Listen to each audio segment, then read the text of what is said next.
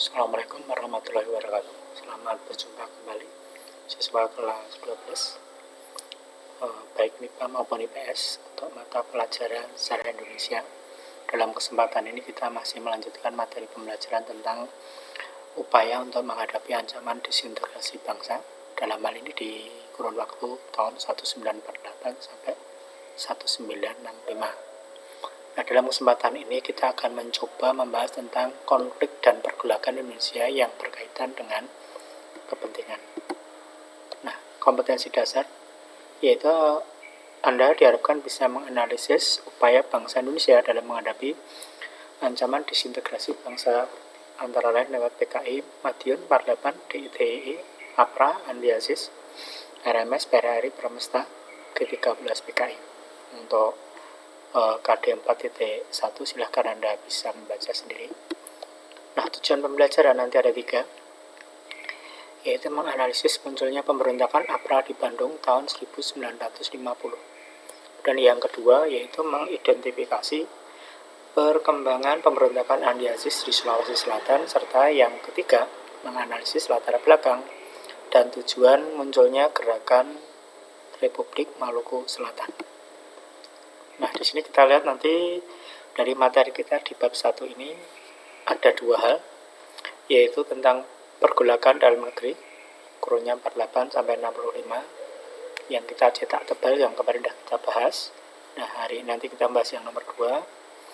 Kemudian yang kedua yaitu tentang konflik menuju proses integrasi yang muncul nanti ada keinginan untuk menuju pada negara kesatuan RI dan keteladanan tokoh persatuan. Sekarang kita lihat untuk materi hari ini yaitu ada pergolakan akibat kepentingan. Di sini yang pertama ada pemberontakan APRA, Angkatan Perang Ratu Adil.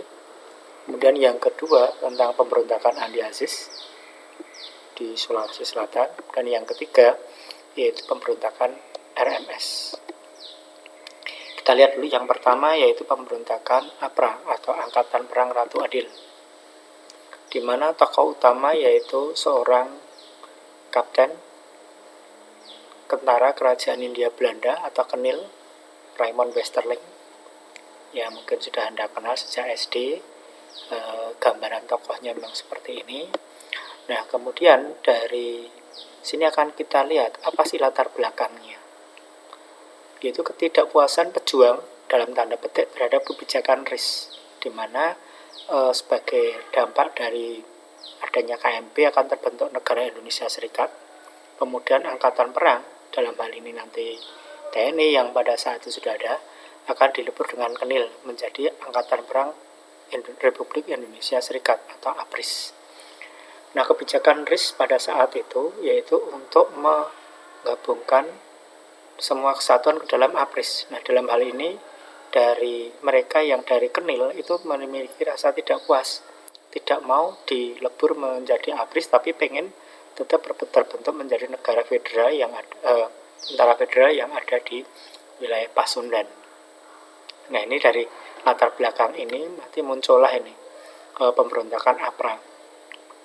Mereka mengajukan tuntutan kepada pemerintah pusat, tapi sebelum diberikan tanggapan, ternyata dari APRA di bawah Westerling ini melakukan semacam pemberontakan di kota Bandung, sehingga nanti membunuh cukup banyak dari pasukan divisi Siliwangi yang ada di Bandung dan menguasai beberapa bagian di kota tersebut. Nah, sebagai dampak nanti dari adanya perlawanan ini atau pemberontakan ini, maka pemerintah pusat dalam ini dari Kabinet Hatta itu akan memberikan tindakan dengan melakukan penumpasan secara tegas dengan mengirimkan pasukan divisi Siliwangi yang ada di Jawa Barat untuk melakukan pengejaran terhadap kesatuan APRA, sehingga di akhir tahun 50 pasukan APRA itu mulai tercerai-berai. Nah, dalam hal ini kita perlu sampaikan bahwa pasukan APRA yang terlibat itu jumlahnya sekitar 1 batalion, sekitar 850 orang.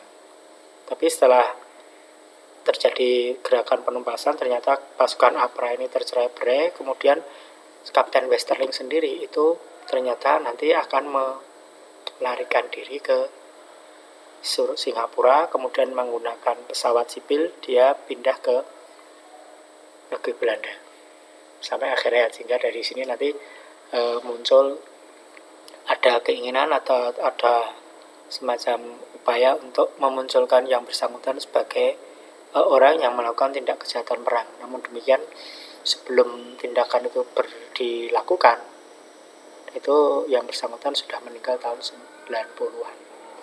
Nah, akhir dari pemberontakan APRA, nanti pasukan APRA pada intinya kembali bergabung ke dalam APRIS sehingga permasalahannya selesai. Kenapa? Karena pemberontakan APRA ini muncul di awal tahun 50 sekaligus punya target itu untuk membunuh Menteri Pertahanan saat itu Sri Sultan Hamengkubuwono yang ke-9 serta Panglima APRIS saat itu yaitu Kolonel TB Simatupang. Nah, sekarang kita melihat ke yang kedua, yaitu ada pemberontakan